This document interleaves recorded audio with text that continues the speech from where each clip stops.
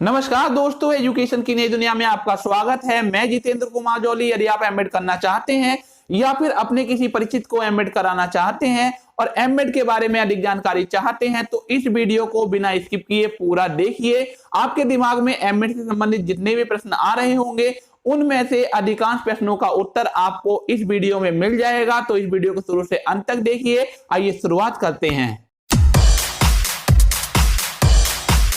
तो सबसे पहला प्रश्न जो दिमाग में आता है कि एमएड क्या होता है और यह कितने साल का होता है। तो एमएड एक मास्टर डिग्री है, ये एक प्रोफेशनल एजुकेशनल डिग्री है और यह कोर्स अब 2 साल का होता है।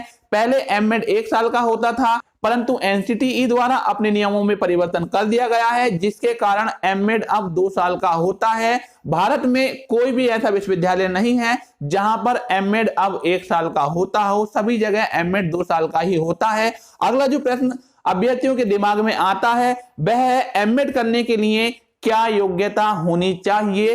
तो ऐसे अभ्यर्थी जिन्होंने बीएड कर रखा है वे लोग एमएड में एडमिशन ले सकते हैं। यदि आपने बीएड नहीं किया है, इसके अलावा आपने बीए बीएड किया है, बीएससी बीएड किया है या बीएलएड किया है तो भी आप एमएड में एडमिशन ले सकते हैं। ऐसे अभ्यर्थी जिन्होंने ग्रेजुएशन कर रखा है और ग्रेजुएशन के साथ में डीएलएड कर रखा है वे लोग भी एमएड में एडमिशन ले सकते हैं। कौन कौन एमएड कर सकते हैं और कौन कौन एमएड नहीं कर सकते हैं, इस बारे में एक वीडियो में पहले ही बना चुका हूं। उसका लिंक आपको डिस्क्रिप्शन बॉक्स में और आई बटन में दे दूंगा, आप उस वीडियो को देख सकते हैं। अगला प्रश्न जो अभ्यर्थियों के दिमाग में आता है कि एमएड करने से उनको क्या फायदा होगा। तो सबसे पहली बात, यदि आप एमएड कर लेते हैं, एमएड के बाद में आपने किसी विषय में पोस्ट ग्रेजुएशन कर रखा है, साथ ही साथ एजुकेशन विषय से नेट कर रखा है, तो आप किसी भी बीएड कॉलेज के प्रोफेसर बन सकते हैं। यदि आपने एमएड के बाद में नेट नहीं किया है तो भी आप बीटीसी कॉलेज में प्रोफेसर बन सकते हैं। इसके अलावा एमएड का आपको टीजीटी पीजीटी में भी वेटेज मिलता है। साथ ही साथ बहुत से राज्यों में प्रिंसिपल भर्ती जो होती है वहां पर भी एमएड वालों को वरीयता मिलती है। एमएड करने के बाद में आप डायरेक्ट प्रवक्ता भी बन सकते हैं। यदि आप एमएड करने के फायदे वाली वीडियो देखना चाहते हैं तो उसका लिंक भी आपको डिस्क्रिप्शन बॉक्स में और आई बटन में मिल जाएगा, आप उस वीडियो को देख सकते हैं। अगला प्रश्न जो अभ्यर्थियों के दिमाग में आता है कि हम एमएड करेंगे तो हमें कितने रुपए फीस देनी पड़ेगी। तो यदि आपका एडमिशन किसी गवर्नमेंट कॉलेज में या गवर्नमेंट एडेड कॉलेज में हो जाता है तो आपको एमएड करने के लिए 10 से लेकर 20,000 रुपए तक ही मात्र खर्च करने होंगे। परंतु यदि आपका एडमिशन गवर्नमेंट या एडेड कॉलेज में नहीं होता है, किसी सेल्फ फाइनेंस कॉलेज में होता है या पेमेंट शीट पर होता है, तो ऐसी दशा में आपकी 2 साल की फीस 1 लाख रुपए से लेकर 1.5 लाख रुपए तक हो सकती है। तो यदि आपको अपनी फीस बचानी है और कम से कम पैसों में एमएड करना है तो अभी से ही एमएड एंट्रेंस एग्जाम की तैयारी में जुट जाइए ताकि आप गवर्नमेंट या एडेड कॉलेज में एडमिशन लेकर अपने पैसे बचा सकें। अगला जो सवाल अभ्यर्थियों के दिमाग में आता है कि एमएड के फॉर्म कब भरे जाते हैं। तो एमएड के फॉर्म अधिकांश यूनिवर्सिटियों में मार्च माह से लेकर मई माह में आ जाते हैं। कुछ यूनिवर्सिटियां ऐसी हैं जहां पर मार्च से पहले भी फॉर्म आ जाते हैं और कुछ यूनिवर्सिटियां बहुत ही कम संख्या में ऐसी हैं जहां पर मई के बाद में एमएड के फॉर्म आ जाते हैं। तो आप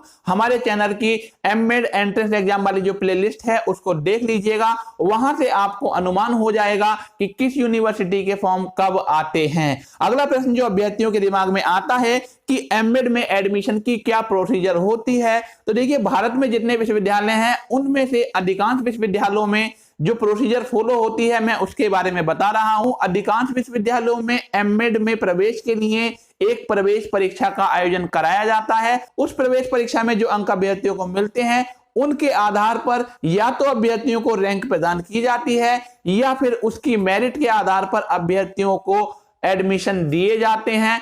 कुछ यूनिवर्सिटियां ऐसी हैं जहां पर एंट्रेंस एग्जाम के साथ साथ जो एकेडमिक मेरिट होती है उसके आधार पर भी नंबर दिए जाते हैं और दोनों को जोड़ने के बाद में मेरिट बनाई जाती है और उसके आधार पर एडमिशन होते हैं। कुछ यूनिवर्सिटियां ऐसी भी हैं जहां पर ये दोनों चीजें तो होती ही हैं, अर्थात आपके एकेडमिक स्कोर देखा जाता है, एंट्रेंस स्कोर भी देखा जाता है और साथ ही साथ इंटरव्यू भी होता है। बहुत ही कम यूनिवर्सिटियों में इंटरव्यू होता है और उस सबकी जो कंबाइंड मेरिट है उसके आधार पर अभ्यर्थियों का एडमिशन होता है। बहुत ही कम ऐसी यूनिवर्सिटियां हैं जहां पर आपके केवल और केवल एकेडमिक स्कोर के आधार पर एडमिशन होता है। अगला जो प्रश्न अभ्यर्थियों के दिमाग में आता है कि किस एज लिमिट तक के अभ्यर्थी एमएड कर सकते हैं। तो देखिए, एमएड करने के लिए कोई भी मैक्सिमम एज लिमिट नहीं होती है। यदि आपकी उम्र 40 साल है, 50 साल है या 60 साल है और आपने एमएड एंट्रेंस एग्जाम पास कर लिया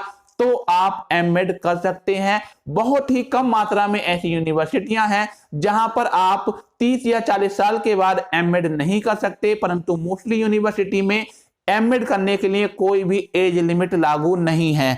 अगला प्रश्न जो अभ्यर्थियों के दिमाग में आता है कि एमएड एंट्रेंस एग्जाम का सिलेबस क्या होता है। तो देखिए, अधिकांश यूनिवर्सिटियों का एक अलग अलग सिलेबस होता है। तो बहुत सारी यूनिवर्सिटी का सिलेबस जो है उससे संबंधित वीडियो आपको हमारे चैनल की एमएड एंट्रेंस एग्जाम सिलेबस वाली प्लेलिस्ट में मिल जाएंगी। आप वहां से उन यूनिवर्सिटी का एमएड एंट्रेंस एग्जाम का सिलेबस देख सकते हैं।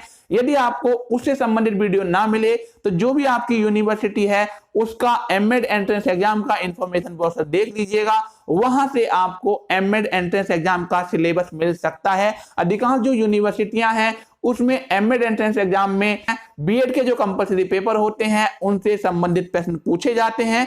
कुछ यूनिवर्सिटियां ऐसी हैं जहां पर बीएड के कंपलसरी पेपर के साथ साथ जीके और रीजनिंग के क्वेश्चन भी पूछे जाते हैं। तो कुछ यूनिवर्सिटियां ऐसी हैं उसमें हिंदी और अंग्रेजी के प्रश्न भी पूछे जाते हैं।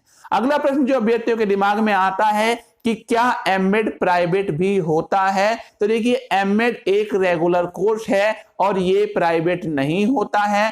पहले आप लोग डिस्टेंस से एमएड कर सकते थे, परंतु distance education council of India द्वारा डिस्टेंस मोड में एमएड करने पर पाबंदी लगा दी गई है। तो आप इग्नू या अन्य किसी यूनिवर्सिटी से अब डिस्टेंस के माध्यम से एमएड नहीं कर सकते हैं। यदि आपको एमएड करना है तो आपको रेगुलर ही एमएड करना होगा। अगला प्रश्न जो आपके दिमाग में आता है कि क्या बीएड अपेयरिंग वाले भी एमएड एंट्रेंस एग्जाम में भाग ले सकते हैं। तो देखिए, इस संबंध में अलग अलग विश्वविद्यालयों में अलग अलग नियम हैं। कुछ विश्वविद्यालय ऐसे हैं जहां पर बीएड या इसके समकक्ष योग्यता धारण करने वाले अभ्यर्थी यदि अपेयरिंग क्लास में हैं तो वे लोग आवेदन कर सकते हैं, और कुछ यूनिवर्सिटियां ऐसी हैं जहां पर अपेयरिंग वाले अभ्यर्थी आवेदन नहीं कर सकते हैं। यदि आप आवेदन करना चाहते हैं तो जिस यूनिवर्सिटी से आपको आवेदन करना है उसके बारे में जानकारी प्राप्त कर लीजिएगा कि उस यूनिवर्सिटी में अपेयरिंग वाले आवेदन कर सकते हैं या नहीं कर सकते हैं। तो देखिए, पहले क्या होता था कि अधिकांश यूनिवर्सिटी द्वारा अपेयरिंग वालों को भी एंट्रेंस एग्जाम में शामिल कर लिया जाता था, परंतु बीएड का सेशन लेट होने के कारण कई बार एमएड की जो प्रक्रिया है वो पूरी नहीं हो पाती थी, और यदि यूनिवर्सिटी उसको पूरा करने का प्रयास करती थी तो अभ्यर्थी कोर्ट चले जाते थे। इसलिए बहुत से विश्वविद्यालयों द्वारा बीएड अपेयरिंग वालों को एमएड में बैठने से रोक लगा दी गई है। ऐसी यूनिवर्सिटियां जहां पर एमएड एंट्रेंस एग्जाम में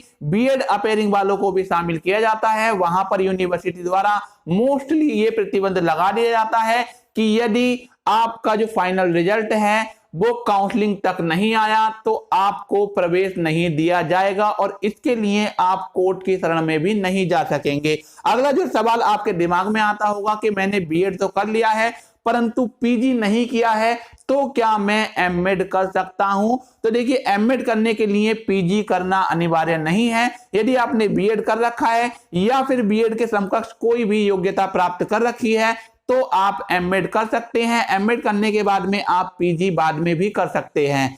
अगला प्रश्न है कि क्या बीटीसी वाले एमएड कर सकते हैं, और इस प्रश्न का सही जवाब है हाँ, बीटीसी वाले अर्थात डीएलएड वाले भी एमएड कर सकते हैं, और केवल वे लोग ही एमएड कर सकते हैं जिन्होंने बीटीसी या डीएलएड के साथ में ग्रेजुएशन भी कर रखा है। कुछ राज्य ऐसे हैं जहां पर बिना ग्रेजुएशन के भी आप बीटीसी कर सकते हैं। तो इसलिए एनसीटीई द्वारा यह नियम बनाया गया है कि जिन अभ्यर्थियों ने बीटीसी कर रखी है या डीएलएड कर रखा है और उसके साथ में ग्रेजुएशन कर रखा है तो वे लोग भी एमएड कर सकते हैं। अगला प्रश्न जो अभ्यर्थियों के दिमाग में आता है कि एक कॉलेज या यूनिवर्सिटी में एमएड की कितनी सीटें होती हैं। तो देखिए, जितने गवर्नमेंट कॉलेज होते हैं या एडेड कॉलेज होते हैं उनमें मोस्टली 20 या 25 सीटें ही एमएड की होती हैं और जितने सेल्फ फाइनेंस कॉलेज होते हैं वहां पर 20 से लेकर 100 की संख्या में एमएड की सीटें हो सकती हैं। मैक्सिमम जो कॉलेजों में सीटें हैं वो 50 के आसपास होती हैं। बहुत ही कम कॉलेज ऐसे हैं जहां पर 100 सीटों की संख्या होती है। अब यूनिवर्सिटी की बात करें तो अधिकांश विश्वविद्यालयों में 500 से लेकर 900 के मध्य एमएड की सीटें हैं। कुछ विश्वविद्यालय ऐसे हैं जहां पर 500 से भी कम सीटें हैं और कुछ विश्वविद्यालय ऐसे हैं जहां पर 1000 से भी ज्यादा एमएड की सीटें हैं। अगला प्रश्न अभ्यर्थियों के दिमाग में आता है कि क्या एमएड एमए एजुकेशन के समकक्ष होता है। तो देखिए, एमए एजुकेशन के समकक्ष एमएड होता भी है और होता भी नहीं है। इस संबंध में मैं एक वीडियो पहले ही बना चुका हूं, उसका लिंक आपको आई बटन में और हमारे डिस्क्रिप्शन बॉक्स में मिल जाएगा। आप उस वीडियो को देख सकते हैं और यह पता लगा सकते हैं कि एमएड और एमए एजुकेशन समकक्ष होते हैं या नहीं होते हैं।